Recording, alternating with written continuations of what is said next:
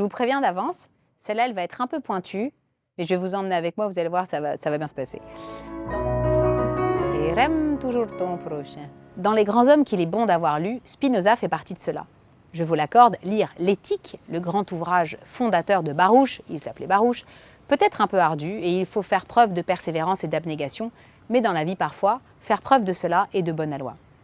L'histoire se passe dans les années 1630, quand Spinoza, fils d'un marchand réputé, membre actif de la communauté juive portugaise, immigrait à cette époque aux Pays-Bas, à Amsterdam précisément.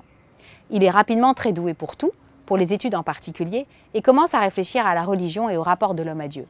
Spinoza pense assez vite que la projection de l'homme passe par le désir et définira Dieu avec la nature, fondant sa relation à lui sur une grande liberté.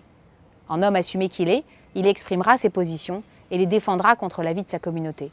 C'est ainsi que le 27 juillet 1656, à l'âge de 23 ans, Baruch Spinoza est frappé d'un herem, l'équivalent d'un bannissement violent, où il se retrouve exclu, maudit de façon unique dans l'histoire, de manière définitive. Baruch finira sa vie seul, exilé à La Haye, à publier ses ouvrages sous le manteau et à tailler des lentilles pour lunettes et microscopes. Ce herem, prononcé pour l'éternité, persiste encore aujourd'hui, et ce, malgré des demandes répétées d'annulation, la sentence de Baruch sera renouvelée en septembre 2012, soit plus de 350 ans après son prononcé. Il y en a qui ont la dent dure.